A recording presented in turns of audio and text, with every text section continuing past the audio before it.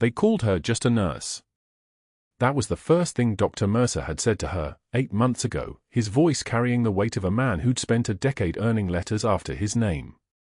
Brooke Sullivan had been standing in the ICU break room, filling a cup with coffee that tasted like burnt plastic and broken promises, when he leaned against the doorframe and said it loud enough for 3 residents to hear.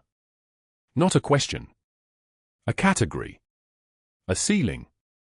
She turned, met his eyes with a stare like frozen lake water, and waited exactly 2 seconds before responding. Your insecurity is showing, doctor, she said, then turned back to her coffee. The residents had stopped laughing. Dr. Mercer's jaw had tightened. He had no idea who he was standing next to. St. Michael's Memorial occupied 8 stories of beige brick and tinted glass in downtown Raleigh, a Level 1 trauma center where 847 beds held the broken and the desperate and the in-between. The ICU was the crown jewel and the worst place to work in the hospital, fluorescent lights that hummed like insects, monitors that beeped in 12 different languages of crisis, nurses who'd learned to function on 3 hours of sleep and coffee strong enough to strip paint. Brooke had been hired as a staff nurse, position code for .7.2, which meant she could take vital signs and run medications and change dressings. The paperwork didn't mention that she'd spent 7 years conducting surgical procedures under fire in places the military still wouldn't name on official documents. The paperwork didn't have to. The paperwork was cover. Everything at St. Michael's was cover now. She'd arrived that first morning in August wearing scrubs that fit her properly, which meant they didn't fit her at all, too loose in the shoulders, too loose in the chest, designed to hide the muscle memory of a body that had been trained to move with surgical economy. She carried a single duffel bag into the nurse's locker room and secured a magnetic lock on the metal door. Inside, she'd placed 3 changes of scrubs, a protein bar, her civilian identification, and her badge. She'd also placed something else, a small cloth patch, faded to the color of old blood, sewn into the inner lining of her scrub jacket with stitching worn soft from being touched like a talisman during 247 12-hour shifts in theater. The patch read Forward Surgical Team Alpha, Bagram 2019. Nobody knew it was there. That was the point. Her first shift had been a Tuesday. Code Blue in Trauma Bay 3 at 6:41 a.m., a construction worker, 43 years old, crushed between a forklift and a concrete barrier. Massive blunt force trauma to the thorax. He'd been unresponsive when EMS brought him in, his heart rate already dropping below 60, his blood pressure sliding toward shock. The trauma attending, Dr. Richardson, had ordered intubation. The senior resident had frozen, his hands trembling as he reached for the endotracheal tube. The respiratory therapist was pulling equipment from the crash cart. And Brooke, who'd only been in the building for 97 minutes, had simply moved. Not rushed. Not panicked. Moved the way a trained surgical asset moves when someone is dying in front of her. She'd positioned the patient's airway with 3 precise adjustments of the head and neck, opened the intubation kit with movements that looked casual but weren't, and had the tube placed in the trachea before the attending could finish saying, "Let's get someone who knows what they're doing." The monitor showed sinus rhythm. O2 sat climbed from 68 to 94. The attending had stared at her for a full 3 seconds. Then he'd said, "Good work, Sullivan. Where'd you train?" She'd told him Community College of Raleigh, which was technically true and absolutely false at the same time. He'd nodded, satisfied. That was the thing about people, they saw what they expected to see. They saw a quiet woman in scrubs. They didn't see the one who'd held a dying man's chest open with her hands while artillery hammered the compound walls around her. The other nurses had noticed, though. By week 2, when Dr. Morrison coded a patient in Bay 2 and Brooke had anticipated respiratory failure before the monitors showed any sign, the nurses had started asking her opinion. By week 4, when she'd recognized the early stages of septic shock in a patient everyone else thought was just having a rough day, they were positioning themselves near her during crises. By month 3, they were deferring to her judgment in ways that made the attending physicians uncomfortable. She never asked for it. She never volunteered information she didn't have. She simply knew things, the way a person knows when someone is standing behind them in the dark, the way a body knows the difference between falling asleep and losing consciousness. The way a surgeon knows when a patient is about to die, 3 minutes before the monitors confirm it. Room 347 was in the eastern corridor, past the double doors that locked with a badge swipe that Brooke's clearance covered under a second designation she never discussed. The patient there was elderly, 74 years old, admitted 6 weeks prior with a massive ischemic stroke affecting the right middle cerebral artery. He was recovering slowly, speech returning in fragments, motor control rebuilding day by day, and he received visitors only on Tuesdays, always the same woman, always bringing flowers that he couldn't smell and magazines he couldn't read. The official charts identified him as Robert Hayes, retired mechanical engineer.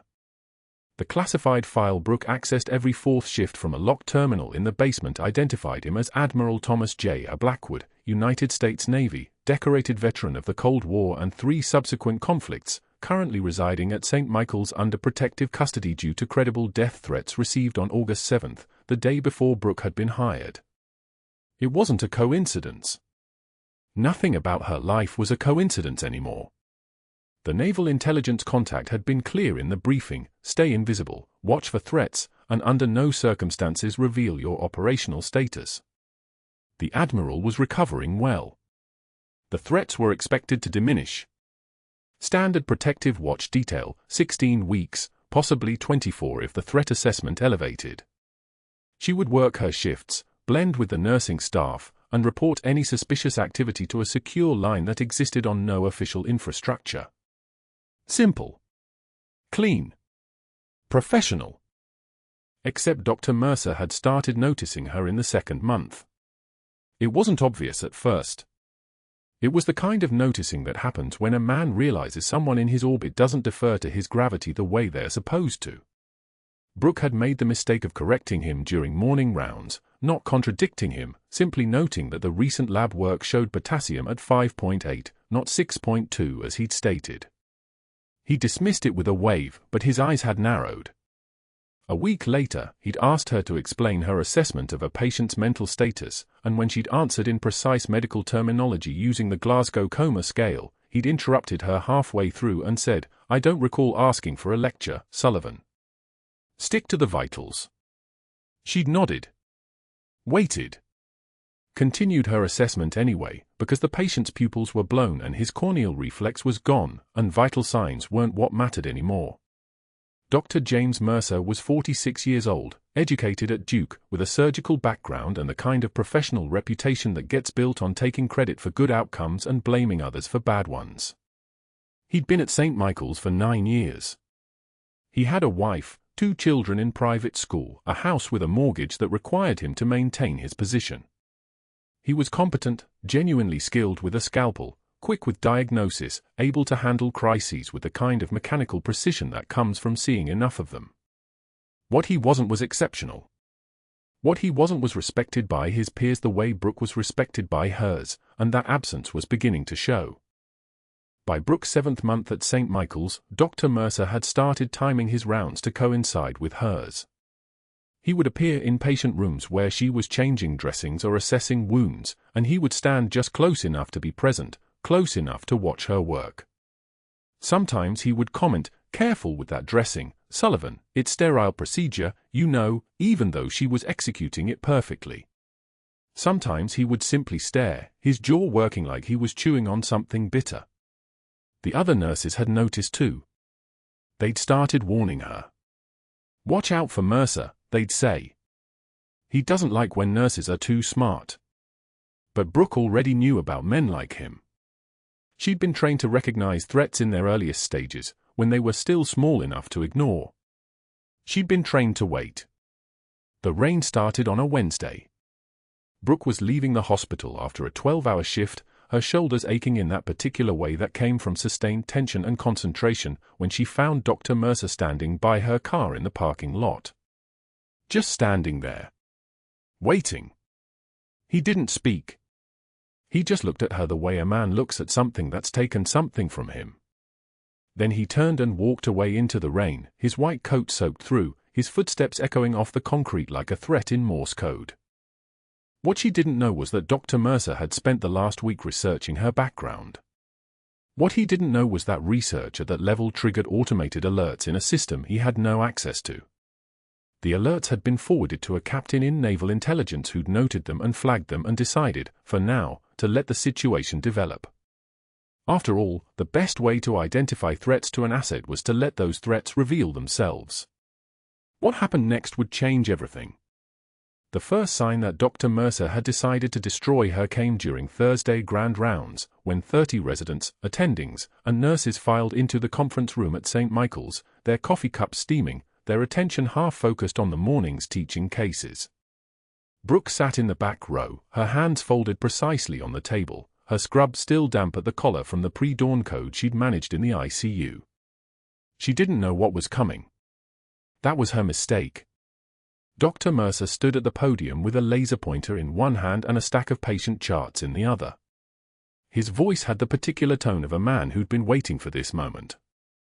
"Ladies and gentlemen," he announced, clicking to the first slide, "I want to discuss the difference between nursing judgment and reckless arrogance."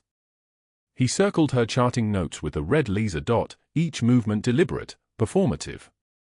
Notice how Nurse Sullivan here decided to adjust the vasopressor drip without physician consultation. This kind of independent decision-making, this cowboy nursing, if you will, is how patients die in ICUs across this country. The residents leaned forward, taking notes. One of them smiled like he was watching a movie. The attending next to Brooke shifted slightly, uncomfortable, but said nothing. The room smelled like burnt coffee and institutional carpet cleaner, that particular antiseptic fog that hospitals could never quite wash away. Brooke's jaw tightened. Just once. A single muscle twitch. Everything else remained perfectly still, her shoulders, her hands, her face like carved stone.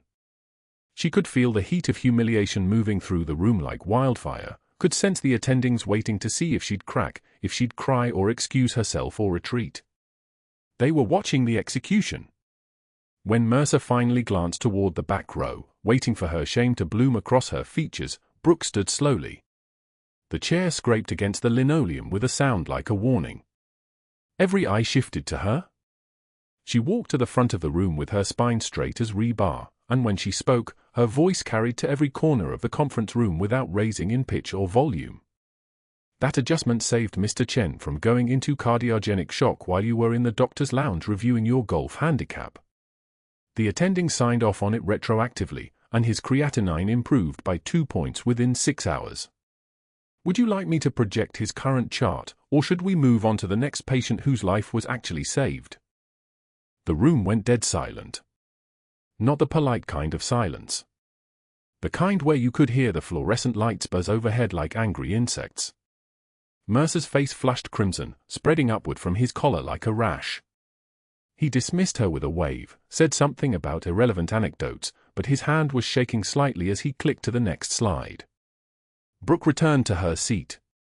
A junior resident was staring at her with something that looked like awe and fear combined. 3 days later, at the third-floor vending machine where exhausted nurses came to choose between coffee they didn't want and water they needed, Mercer positioned himself with a cluster of surgery residents. He waited until Brooke approached, until she was close enough to hear every word he said loudly. "I genuinely wonder if someone with such limited training should even be allowed in the ICU. It's like letting a mechanic perform heart surgery because they happen to be good with engines." The residents laughed on cue. Their laughter had the tone of people who were afraid not to participate. Brooke inserted a dollar bill into the machine. The mechanical was sounded obscenely loud. She selected her water, watched the bottle tumble down with deliberate slowness, then turned to face him directly. Her eyes were the color of a winter Atlantic, cold, clear, and entirely without mercy. "The difference, doctor, is that mechanics actually fix things." She took her water and walked away while he sputtered, his voice following her down the hallway like something dying. But the real attack came when she was proven right in the worst possible way. Room 319 held Mrs. Patterson, a 63-year-old post-operative patient with a surgical site infection that was already showing signs of systemic involvement. Brooke watched the vitals, temperature climbing, white count spiking, lactate rising, and recognized the pattern immediately. Sepsis. Gram-negative coverage. The antibiotic wasn't ordered yet, and Mercer was in a meeting. She flagged the attending, who agreed the adjustment was warranted, who said he'd write the order when he got back from clinic. Except clinic was running 3 hours behind. Except Mrs. Patterson's blood pressure was dropping. Except Brooke could calculate exactly how many minutes the hospital had before an infection became an extinction event. She called the pharmacy. She provided the clinical reasoning. She explained the culture results and the vital trends and the risk stratification. And then, because waiting was its own form of murder, she suggested the medication adjustment that could buy them 6 hours. The attending would sign off on it. The infection would respond. She was certain. What she hadn't calculated was that Mercer would return from his meeting early, would see the order in the system, would explode like a depth charge detonating in the nursing station. His voice was loud enough for every nurse on the floor to hear. "You do not practice medicine without a license, Sullivan. You do not countermand my orders." A vein had appeared in his temple, pulsing like a second heartbeat. "The next time you do this, I will have security escort you out of this building in handcuffs. Do you understand me?" The nursing station went silent. Monitors beeped in the distance. The ventilator in room 312 wheezed its mechanical rhythm, utterly indifferent to human drama. Brooke stood behind the desk, her hands perfectly still on the keyboard, and waited. She waited until his breathing slowed. She waited until his face shifted from crimson back toward its normal color. She waited until he was certain he'd won. Then she spoke in a voice that was quieter than his had been, which somehow made it worse. "Are you finished? Because Mrs. Patterson in 319 is septic and needs that antibiotic now, not after your ego recovers." She printed the medication order, walked it to pharmacy herself, and didn't look back. Behind her, she could feel Mercer's rage like radiation, like standing too close to something nuclear. Mrs. Patterson improved within 18 hours. The attending signature was on the order. The clinical outcome was undeniable. But Mercer's response was more calculated, more dangerous.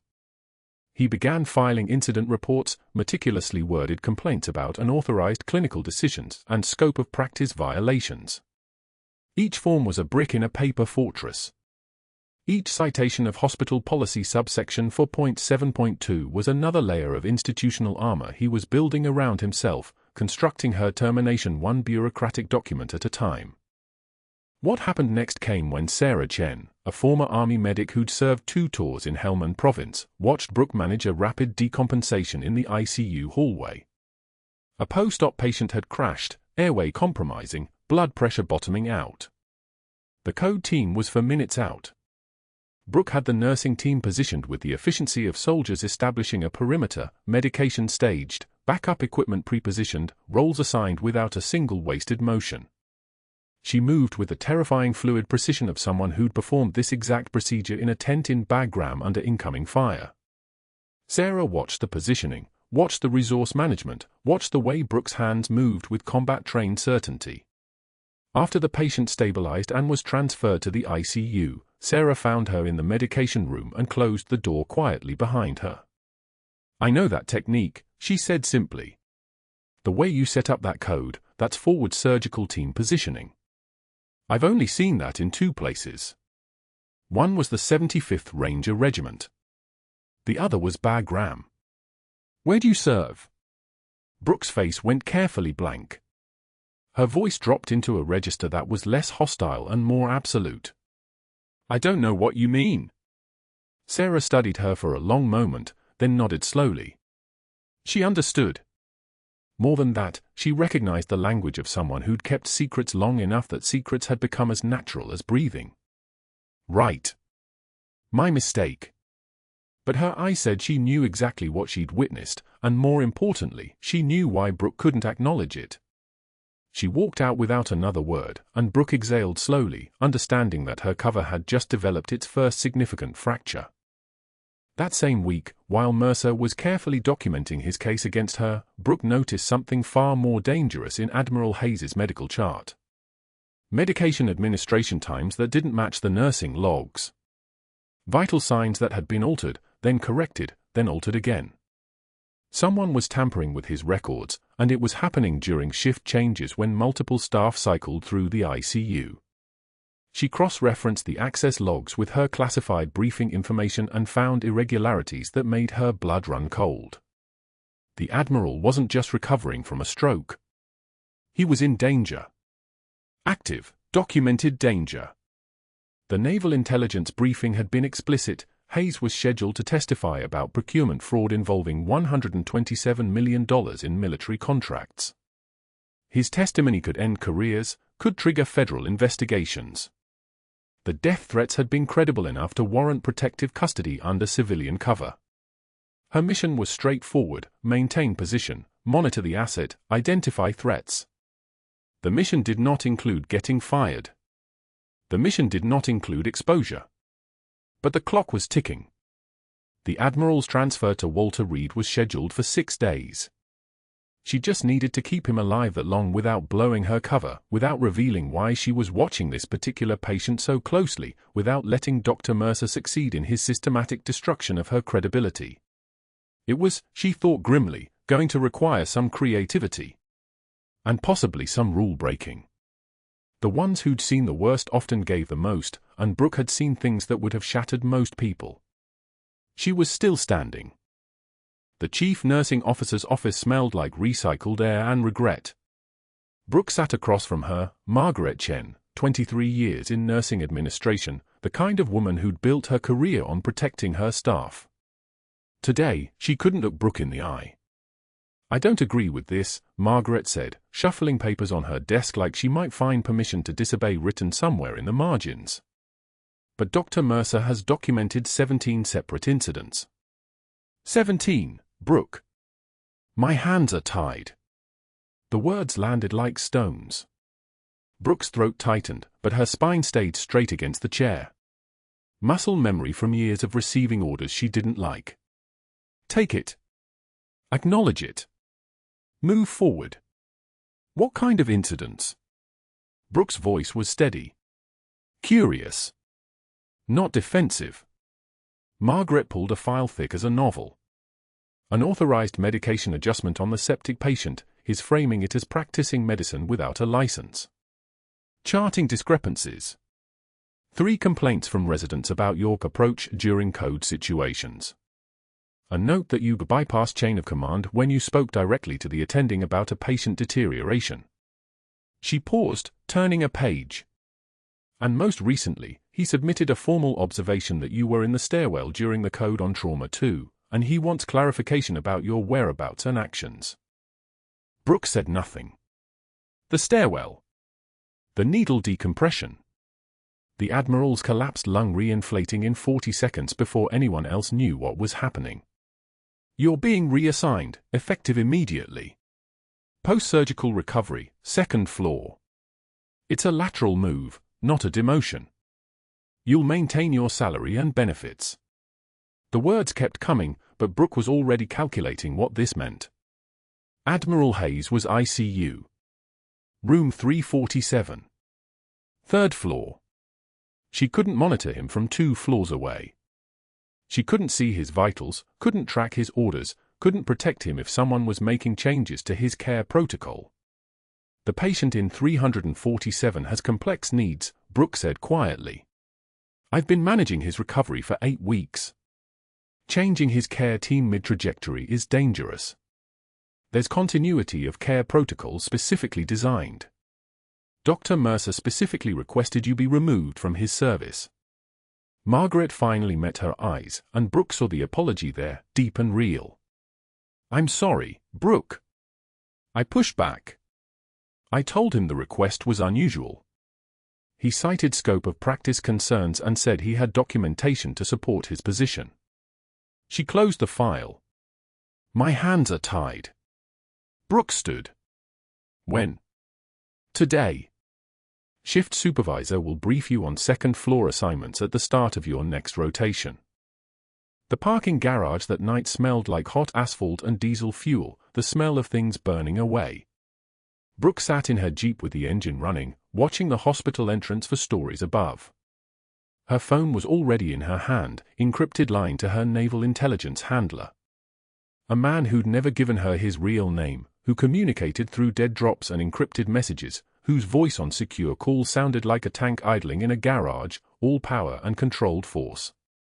"We have a problem," she said quietly. "I've been removed from the patient's care team." Silence. "Then, explain." The attending physician filed documentation of protocol violations. Real enough on the surface, but it was coordinated. 17 incidents documented in a way that makes reassignment look protective rather than punitive. She watched the entrance. "My access to the Admiral's care area has been administratively restricted. Scope of practice policy for point 7.2, they're using it as legal justification." "How much time?" "I don't know.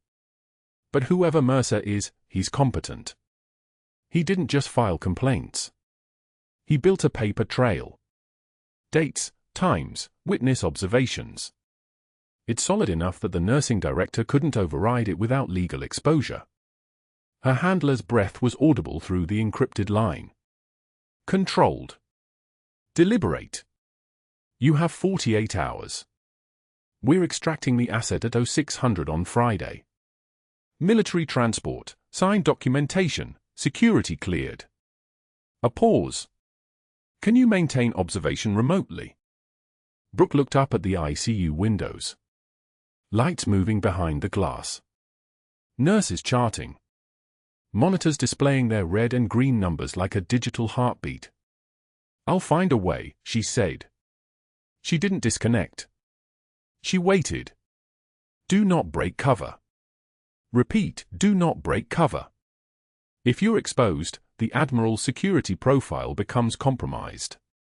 The threat assessment changes. Are we clear?" "Clear.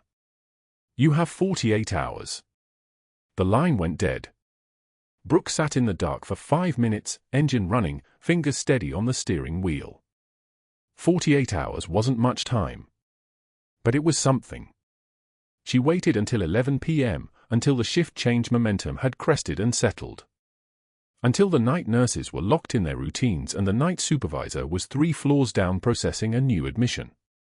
Then she went back into St. Michael's through the main entrance, badge clipped to her scrubs, moving with the particular invisibility of hospital staff, there but unnoticed, purposeful but unremarkable. The elevator to ICU felt slower than it should have. Brooke watched the numbers climb, 1, 2, 3, the doors opened to the beeping symphony of the critical care unit, ventilators and monitors and 4 pumps singing their mechanical chorus. She moved past the main desk and down the corridor without acknowledging anyone. She had legitimacy here still, even if she wasn't assigned to these patients. She was still staff. She still belonged. Room 347 was at the end of the hallway, and through the window she could see the Admiral sleeping, his chest rising and falling with the steady rhythm of a man at peace. His 4 was running. Monitors tracking his vitals. Everything normal. Except it wasn't. Brooke pulled up his chart on the nurse station tablet when the unit secretary briefly stepped away for coffee. The digital orders showed what she'd half expected, half dreaded to find. Dr. Mercer had been here at 10:44 p.m., about 20 minutes ago. His electronic signature was on the orders. She scrolled through his changes. Her jaw went tight. Respiratory assessments reduced from every 2 hours to every 4. The standing order for supplemental oxygen monitoring had been discontinued. Blood gas ordering frequency halved. The changes were subtle, the kind of clinical adjustments that looked reasonable on their face, conservative management, appropriate for a patient improving as expected. To anyone not paying close attention, they'd seem like responsible de-escalation. To someone who knew what she knew, they were vulnerabilities. Gaps in monitoring. 60-minute windows where significant deterioration could occur before anyone noticed. Whether Mercer understood the Admiral's security situation or not didn't matter. The effect was the same, he'd created gaps. Dead zones. Opportunities for something to go very wrong. Brooke's hands didn't shake as she photographed the orders with her personal phone, encrypted image going directly to her handler. She didn't raise her voice when she spoke to the night nurse 5 minutes later, a second-year RN named David who'd always been kind to her, who'd never participated in any of Dr. Mercer's quiet mockery in the break room. "Hey, David, question on 347. The supplemental oxygen monitoring, was that Mercer's order?" David glanced at the chart, then at her. Something flickered across his face. Discomfort. Loyalty torn between a colleague and an attending who controlled his shift assignments, his performance reviews, his recommendations for the next nursing position he might want. "Yeah," he said quietly. "About 40 minutes ago." "Why?" "That patient still desaturates with activity. Reducing monitoring frequency seems aggressive." David's eyes moved past her to the unit supervisor's station. Back to his work. "That's what the attending ordered," he said, and that was the end of it. Not a yes or no. Not an agreement or disagreement. Just an acknowledgement of hierarchy. Dr. Mercer was above him. Brooke was already being removed. Questioning the attending's orders meant choosing sides, and David had calculated which side kept him safe. She understood. She didn't resent him for it. Fear was a rational response to institutional power. But it meant she was alone in this. Brooke left the ICU at 11:32 p.m., back down the elevator, through the lobby, into the parking garage where her Jeep sat waiting like a patient animal. She sat in the driver's seat and made her second call to her handler. The attending made clinical changes designed to reduce surveillance intervals on the asset, she reported. They're framed as appropriate de-escalation, but they create monitoring gaps. 60-minute windows. How many gaps? 3. For if you count the assessment intervals. Can you counter them? Brooke thought about it. About David's eyes moving away from her. About Margaret Chen's apology and Mercer's 17 documented incidents and the paper trail that had been carefully, competently constructed to make Brooke's removal look necessary and legal. "Not without raising flags," she said. "Every correction I make will be documented. Every time I access the chart, it gets logged. If Mercer's looking for evidence of continued interference." "He is," her handler said. "He doesn't know what the asset is, but he's recognized that you're competent beyond normal nursing parameters. He's building a case. Are we on the same page?" "Yeah. We're on the same page." "Then you do this differently. You don't touch the orders. You observe. You document. You let the night staff notice the gaps themselves, if they're paying attention. And if they're not, you find another way to be present." Brooke was quiet for a moment. "Then, how?"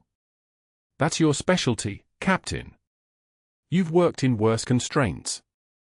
The line went dead. She sat in the dark for a long time, hands on the steering wheel, thinking about Bagram. About a surgical tent that could be overrun at any moment, about making decisions with incomplete information and incomplete resources. About the particular kind of calm that came from having already survived the worst and knowing you could survive it again. Then she started the engine and drove home to her daughter. The call came at 2:51 a.m. Brooke wasn't on duty, but she'd paid a nurse on the ICU floor $200 to text her if anything changed with the Admiral. The message was 3 words, "Hayes crashing now." She was out of bed before the second word registered, civilian clothes pulled on while still half asleep, keys already in her hand. The drive to St. Michael's took 9 minutes instead of 14. Every red light stayed red. She didn't stop for any of them. Security tried to stop her at the ICU entrance. Her badge was expired, reassigned, useless. "I'm not on duty," she said, her voice level as a surgical laser, "but I know this patient. Let me through." They hesitated just long enough for her to slip past, muscle memory taking over, the kind of calm authority that came from having already survived worse. The ICU doors hissed open and the sound hit her first, alarms screaming in discordant symphony, the ventilator wheeze underneath like a dying animal, the rhythmic crash of the code cart being rolled. Room 347 was chaos dressed in fluorescent white. The Admiral lay on the bed with his chest moving asymmetrically, one side rising, the other still. Absent breath sounds on the left. His O2 saturation was dropping in real time, 78, 74, 70. The nurses were bagging him, attempting to ventilate, but his oxygen wasn't climbing. One of them looked up at Brooke with panic written across her face. Brooke saw what they didn't. The trachea was deviated to the right. The neck veins were distended like purple ropes. The skin over his left chest was hyperresonant, tight as a drum. Tension pneumothorax. Air in the pleural space, collapsing the lung, crushing the mediastinum, pushing the heart toward the right. Every second, the pressure increased. Every second, his heart had less room to beat. The code team was still 2 minutes out. She heard the radio crackle, ETA 120 seconds. Brooke moved to the crash cart without asking permission. Her hands went to the supplies with the precision of someone who'd done this in a desert tent under mortar fire. 14-gauge needle. She palpated the second intercostal space, midclavicular line, the textbook location, the one she'd learned on a mannequin and perfected on living, dying humans. The needle went through the chest wall. The rush of air was immediate, a hiss of released pressure like opening a pressurized compartment. The Admiral's chest wall re-expanded. His O2 saturation began climbing, 82, 87, 91, 94. His heart rate stabilized. The chaos became order. She kept her gloved hand on the needle, keeping it in place, watching the Admiral's color return to something resembling human. 40 seconds from symptom to stabilization. By the time the code team arrived, bursting through the door with their equipment and their urgency, the emergency was already resolved. The needle was still in her hand. Her civilian clothes were splattered with his blood. Her badge was expired and she'd gained access under false pretenses. She'd performed an invasive surgical procedure on a patient she wasn't assigned to, without physician supervision, while not even officially employed at this facility. Dr. Mercer arrived 3 minutes later, still in street clothes, called in for the code. He stopped in the doorway. He saw Brooke standing over the Admiral. He saw the needle. He saw the clinical success written across every monitor, every vital sign, every breath the Admiral was taking. And his face went white, not with relief, but with opportunity. His eyes moved from the Admiral to Brooke to the needle and back again, calculating, processing, understanding that he'd been handed exactly what he needed. "What have you done?" His voice was barely above a whisper. Brooke met his eyes and said nothing. She'd learned a long time ago that silence was more powerful than explanation. "You just performed an invasive surgical procedure without physician supervision," Dr. Mercer continued, his words becoming faster, sharper. "While not even assigned to this unit. Using an expired badge to gain unauthorized access. Do you understand what you've done?" He was already pulling out his phone, already typing, already building the structure of her professional destruction. His fingers moved across the screen with the satisfaction of a man who'd been given a gift. Within 30 minutes, Brooke heard the sound of paper printing in the CNO's office. Dr. Mercer had filed an emergency incident report citing hospital policy subsection 4.7.2 regarding scope of practice, the exact subsection that distinguished between nursing and medicine. He'd attached documentation of her previous infractions, the charting issues he'd projected during grand rounds, the medication suggestion he'd threatened her over, the vending machine comments recorded by witnesses. He'd submitted a formal complaint to the state nursing board. He'd CC'd the hospital attorney, risk management, and the chief of medical staff. The paper trail was airtight, legally bulletproof, impossible to defend without exposing exactly who she was and why she was really here. By 6 in the morning, Brooke was in the CNO's office. The chief nursing officer looked exhausted, sympathetic, but immovable. "I have no choice," she said quietly. "You performed a procedure outside your scope. You accessed a patient you weren't assigned to. You used an expired badge. Dr. Mercer is demanding immediate termination, and legal says we're exposed if we don't act. Our liability is massive." The words came out like she'd rehearsed them, like she hated every single one. Brooke couldn't argue. She couldn't defend herself. Blowing her cover meant mission failure, and the Admiral was still vulnerable. there was still someone inside this hospital trying to hurt him. That became clear the moment she agreed to resign without a fight. The CNO's relief was too visible. "Thank you for understanding," the CNO said. "For the discretion." As if Brooke had a choice. As if staying quiet wasn't the only option. She cleaned out her locker in silence. Her scrubs. Her stethoscope. The faded unit patch from Bagram that she'd sewn into the jacket lining 8 months ago, the one that read Forward Surgical Team Alpha, 2019. The patch that nobody at this hospital was supposed to know about, the patch that connected her to an identity that didn't officially exist anymore. She put it in her pocket. The badge went into the trash. The drive home took 14 minutes. She kept the speed legal, kept her hand steady on the wheel, kept her breathing even. She didn't cry. She didn't rage. She didn't do anything except drive and then sit at her kitchen table with her face in her hands, the weight of 8 months of cover work collapsing down on top of her, the successful protection mission, the Admiral stabilized, the clinical save, and the unjust termination all crushing together into one moment of something that wasn't quite defeat because she'd never failed the Admiral, but it felt like it.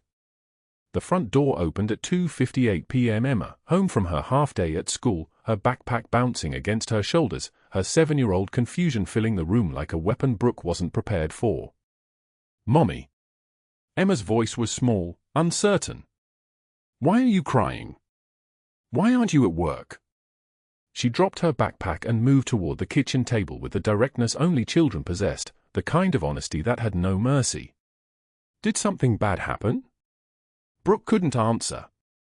She pulled Emma against her and held on, and it wasn't until that moment, with her daughter's small weight against her chest, that she understood what she'd sacrificed. Not just a job. Not just a cover. The only life her daughter had ever known her living.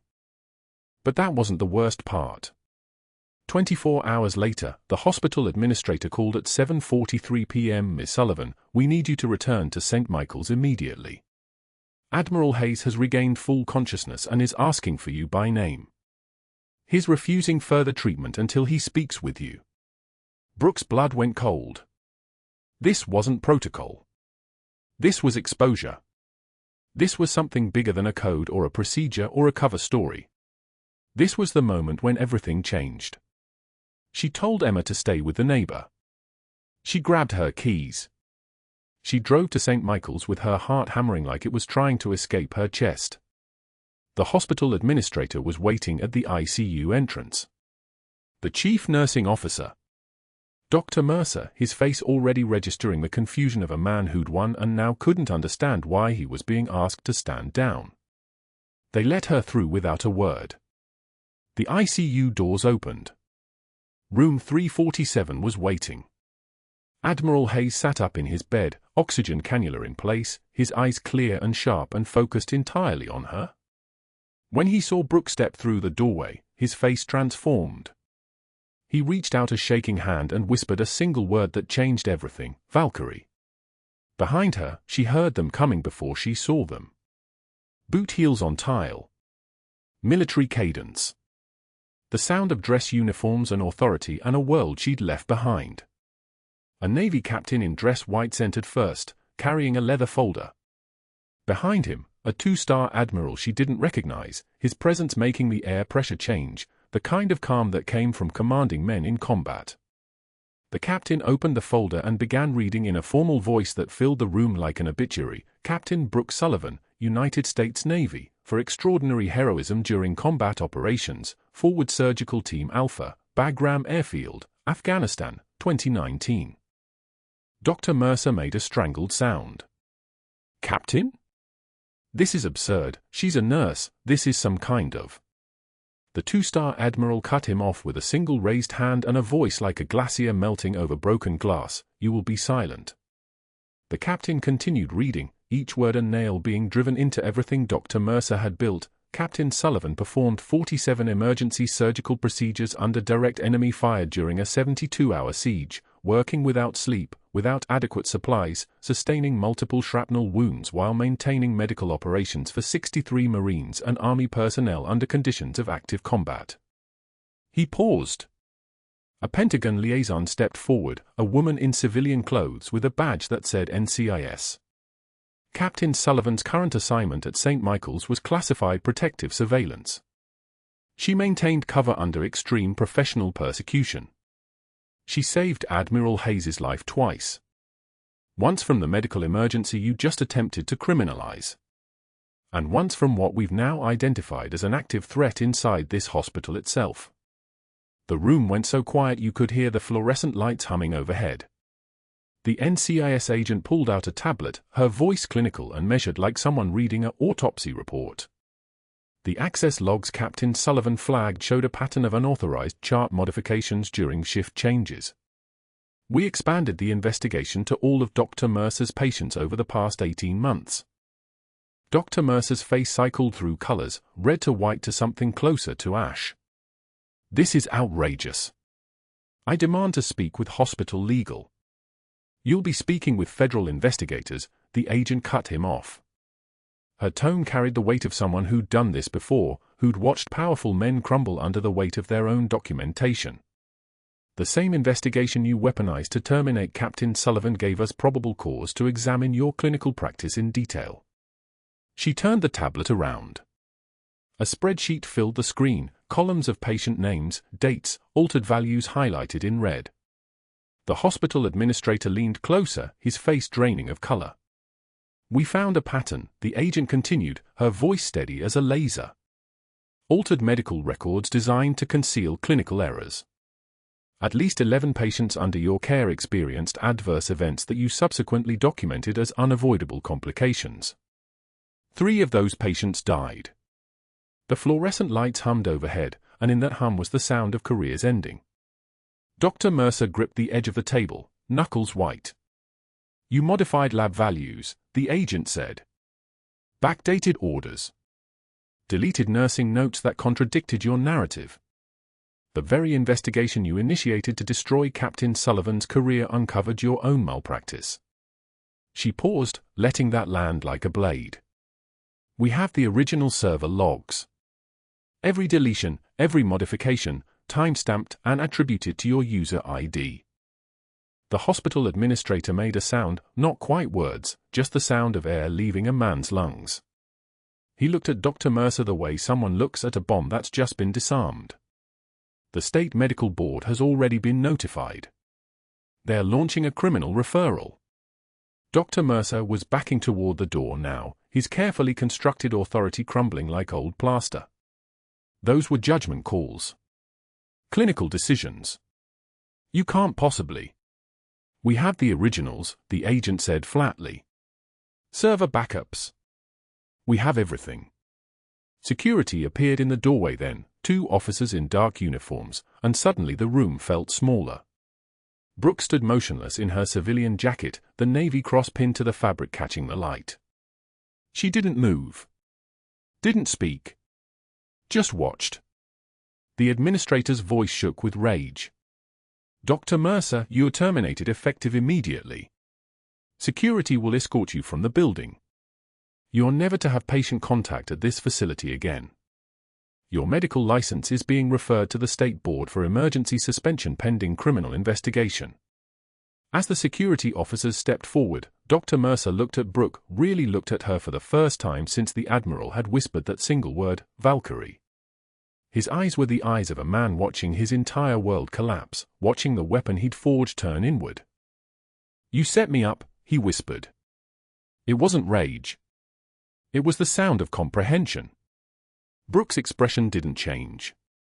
The same cold, flat stare she'd given him 100 times before, after his insults in the hallway, after his public humiliation in grand rounds, after his threats at the vending machine.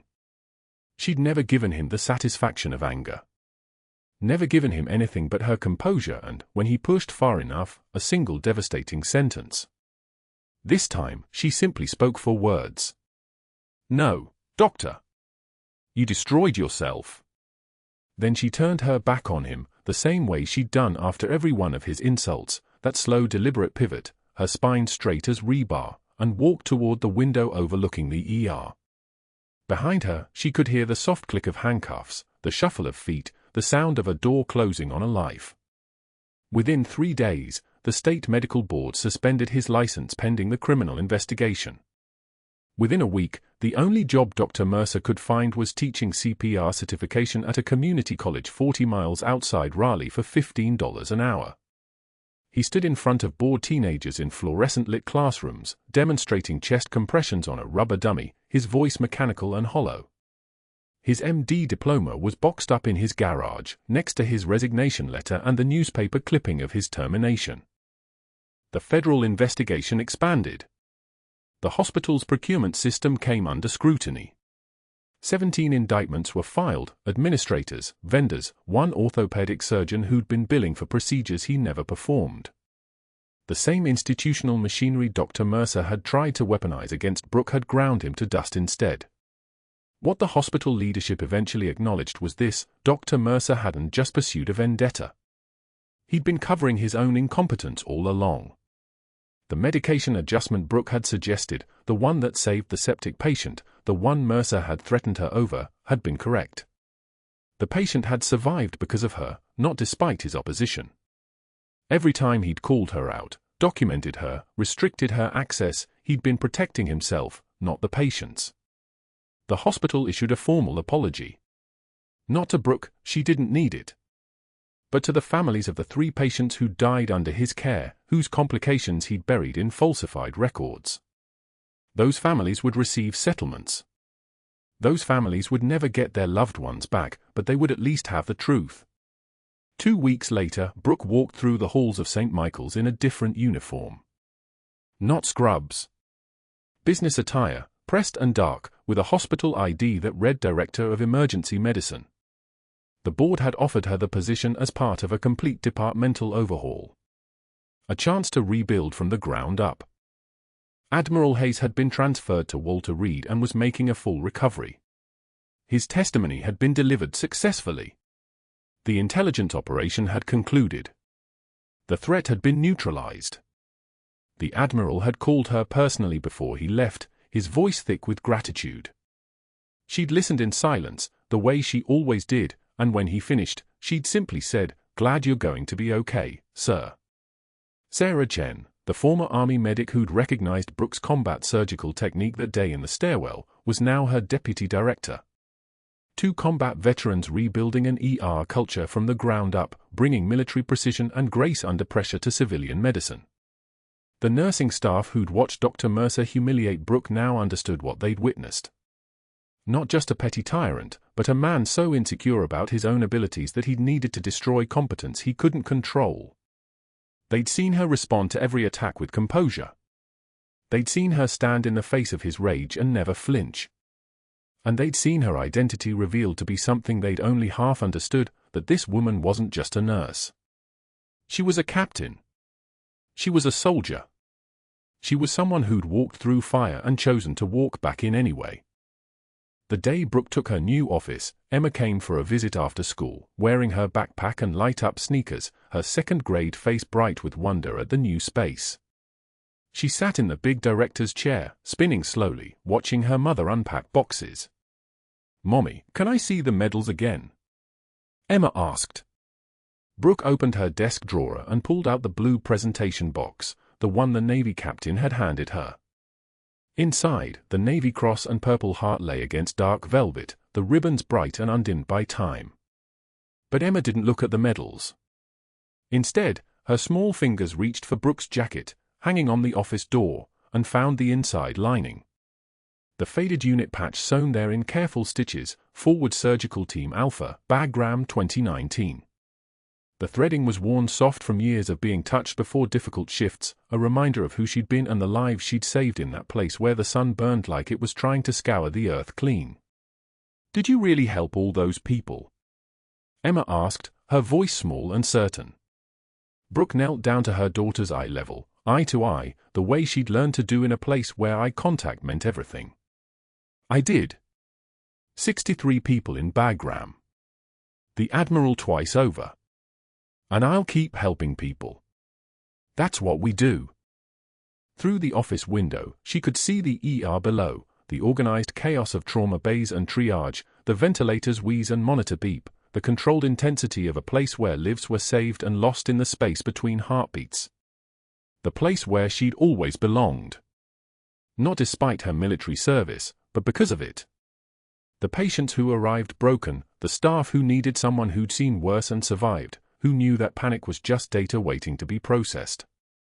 As Emma played with the unit patch, tracing the faded letters with one small finger, Brooke thought about the architecture of courage. How it looked different in different places, in a trauma bay, in a stairwell, in an ER full of people watching a quiet nurse save a life. How it didn't need a uniform or a rank or a medal to be real. An ambulance siren wailed outside, cutting through the evening like a knife. The sound that meant someone needed help. The sound that meant it was time. Brooke stood, pulling Emma up with her, and walked toward the window. Come on, baby. Let's see who we're getting. Below, the ER doors slid open like a mouth breathing in chaos. Paramedics rushed through with a stretcher, a patient coding, a family in panic. And in the space of 2 heartbeats, Brooke's entire body language changed. The office director disappeared. The captain emerged. Her hand found the door handle, and she looked back at Emma with something like a smile. Stay in the break room with Sarah, okay? I'll be back. As she moved down the hallway toward the stairs, her pace quickened, her posture shifted, her voice dropped an octave. This was the transformation that had started in those first moments when the Admiral had whispered her call sign. The deferential nurse was gone. The military officer had fully surfaced. By the time she reached the ER, she was already issuing orders, her voice cutting through the noise like a scalpel. Get me a level 1 trauma setup in Bay 3. I need access to pharmacy. Who's our trauma surgeon? The staff moved around her like she was magnetic north, like they'd been waiting for someone to show them the way. Which, in a sense, they had. Which was the entire point. The ones who have seen the worst often give the most. If you've ever been underestimated by someone who didn't know your true value, if you've ever kept your composure while someone tried to destroy you, subscribe and hit the notification bell. The best revenge isn't anger, it's becoming undeniable. Like and comment if you think Brooke's story proves that the quietest people in the room might just be the most dangerous.